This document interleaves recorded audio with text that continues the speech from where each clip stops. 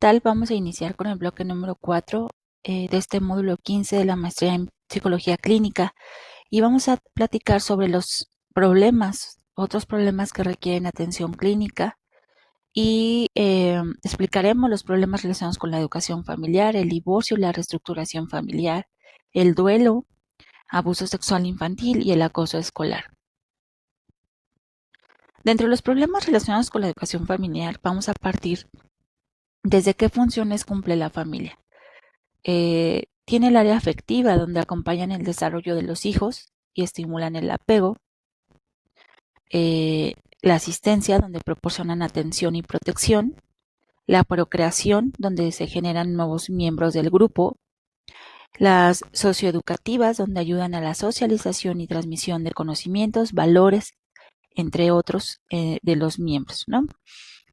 También hablando específicamente de educación familiar, pues es una forma de educación informal porque se da de forma incidental en la propia interacción cotidiana, de modo que si el sujeto es parte activa tanto de su educación como de la de los demás.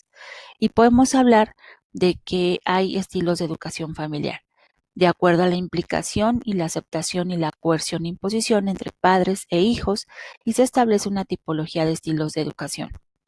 Altos niveles de implicación y aceptación muestran afecto y cariño hacia el niño cuando se comporta adecuadamente, y si su comportamiento es incorrecto, dialogan y razonan con él sobre ello.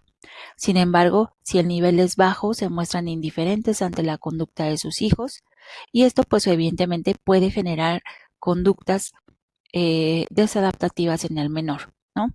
En la coerción e imposición, pues cuando el hijo no se comporta de manera que ellos consideran adecuada, tratan de coaccionarle para que no vuelva a realizar esa conducta. Entonces, vemos que el reflejo de la educación familiar afuera del núcleo, pues se va a ver manifestada, ¿no? Replican mucho de lo que viven en la parte familiar y mucho también tiene que ver si existen los problemas familiares, ¿no? Y estos tipos pueden ser violencia intrafamiliar, también llamado violencia familiar, la desintegración familiar, la mala comunicación, problemas económicos, falta de tiempo compartido o incluso falta de respeto entre la misma familia. Hablando específicamente del divorcio y la reestructuración familiar, vamos a partir de que el divorcio es una transición familiar que implica cambios y adaptaciones para todos los miembros de la familia. Y cuanto más amistosa sea la separación y mejores contactos mantengan los excónyuges, más fácil será la adaptación de todos, especialmente la de hijas e hijos. Y bueno, a corto plazo, los niños o las niñas pequeñas lo pasan peor que los adolescentes, que pueden comprender mejor la situación. No obstante, durante la adolescencia es complicada también la formación de familias reconstituidas o la reestructuración familiar.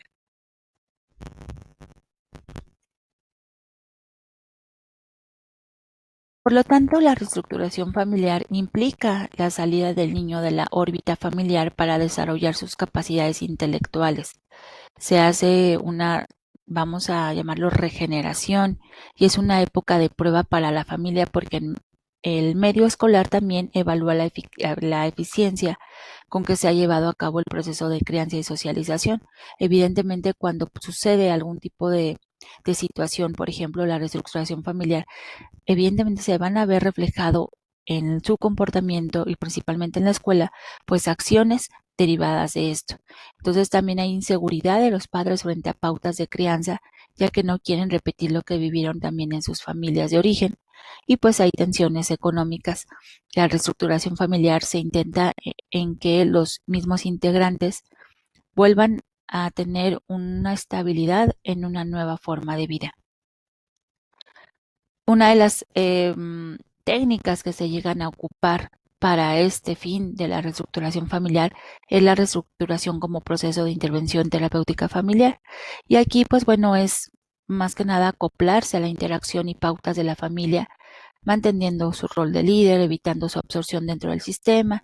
También se amoldea las formas de funcionamiento existentes dentro del núcleo familiar y se conserva la libertad de identidad y planteando su intervención de forma clara y dinámica. En cuanto al duelo, pues habíamos comentado que va a ser mucho, vamos a depender mucho del concepto de muerte y vida que tenga el pequeño o el adolescente y que también la edad, ¿no? Porque no es lo mismo un niño de 3 años a uno de 10 y que también el dolor por la partida de un ser querido se siente a cualquier edad y también en la infancia y adolescencia.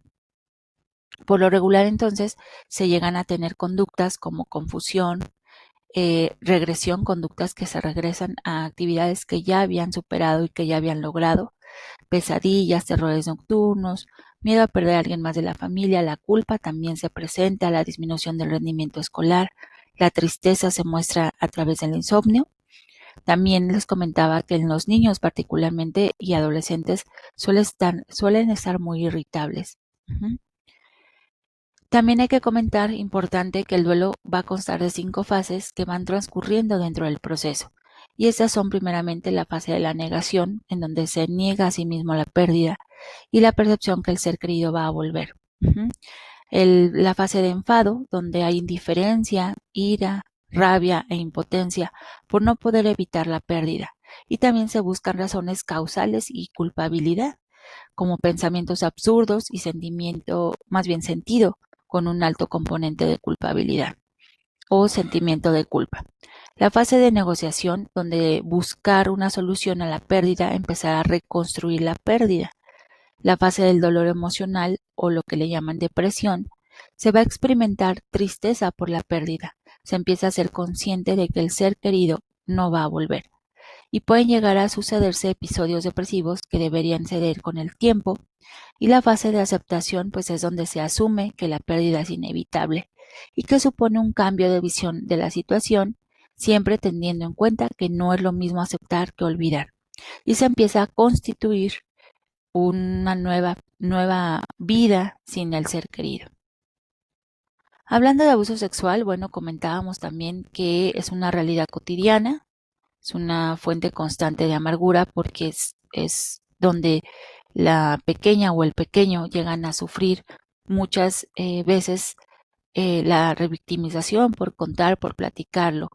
Y comentamos también los términos acerca y el concepto de abuso sexual infantil, en donde tiene que ser el contacto físico con o sin acceso carnal y que esto evidentemente se va a presentar sin el consentimiento del menor y que esto puede ser una penetración vaginal, oral y anal, penetración digital o caricias o proposiciones verbales y que bueno, en general hablamos de abuso sexual cuando existen ya contactos e interacciones entre un niño y un adulto y cuando el adulto o el agresor usa al niño para estimularse sexualmente a sí mismo, al niño o a otra persona.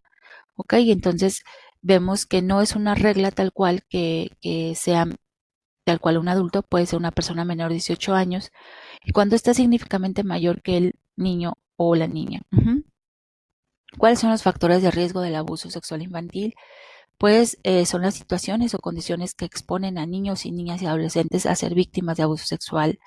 Pueden ser personales, puede ser la baja autoestima y timidez, la desinformación sobre su sexualidad, la víctima de maltrato, sumisión a adultos, a los adultos, permanecer solo o sola por mucho tiempo.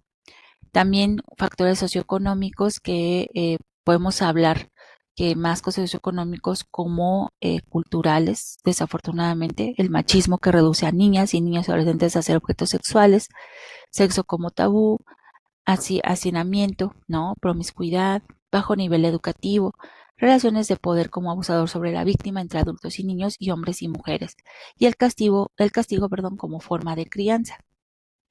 Aquí les presento una tabla directamente del DIF, del Departamento de Infancia aquí en México, en donde nos explica las etapas de abuso sexual a niñas y niños, donde todo empieza con la seducción, donde la persona abusadora realiza con la niña o el niño actividades que le son divertidas y le gustan a fin de ganarse su confianza.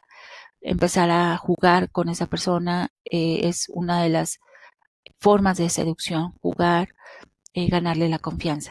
La interacción abusiva es donde continúan con juegos eróticos y sexuales como besos, caricias y tocamientos en genitales. El secreto Para mantener la relación abusiva aparece la ley del silencio, el chantaje o las amenazas por parte de la persona abusadora, y es cuando manifiesta cuestiones de este es un secreto entre tú y yo, no hay que decirle a mamá, no hay que decirle a papá, etcétera, ¿no? Según la circunstancia. La divulgación pues se da cuando la niña o el niño ya no toleran el abuso y deciden contarlo, y cuando son sorprendidos por otra persona o cuando aparecen síntomas que generan sospecha. Ujú.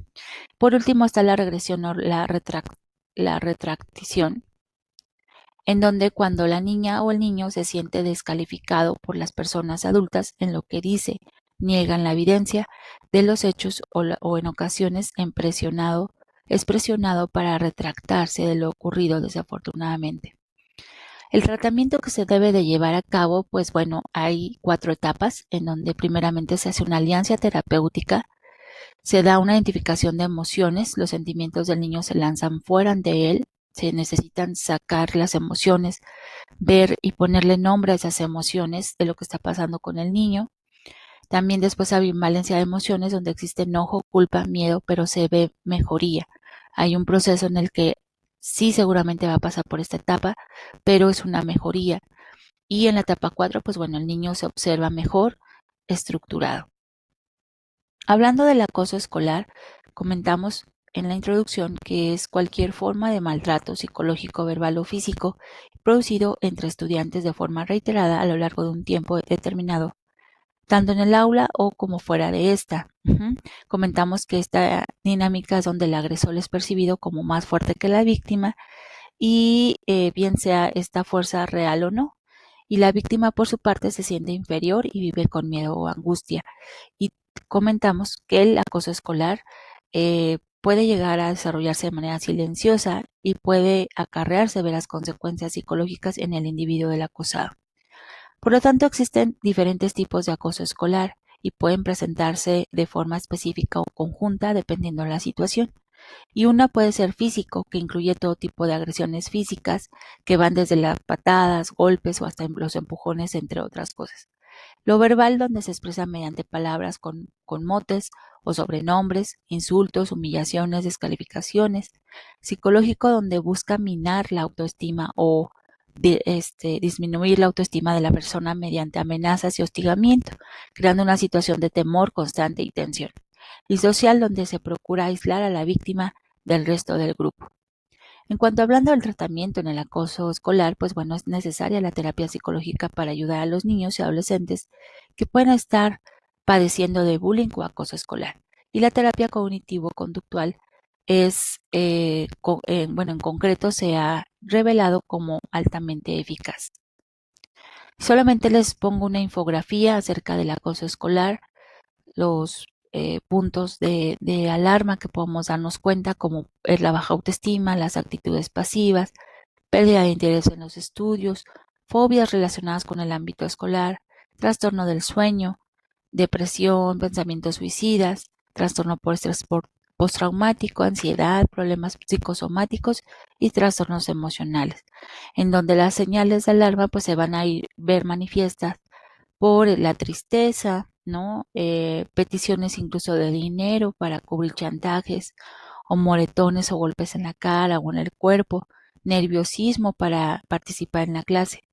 Y bueno, pues qué hacer, intentar que cuente lo que ocurre y se desahogue, mantener la calma ya que el niño ha de ver en sus padres serenidad, determinación y positivismo, transmitir que no es culpable y poner en conocimiento de profesores y de la dirección del centro escolar, así como guardar mensajes en caso de ciberacoso y buscar la ayuda de un psiquiatra o un psicólogo. Bien, pues bienvenidos al bloque número 4. Reitero que si tienen alguna duda me pueden contactar por el área de mensajería en la plataforma. Muchas gracias y que disfruten este módulo. Muchas gracias.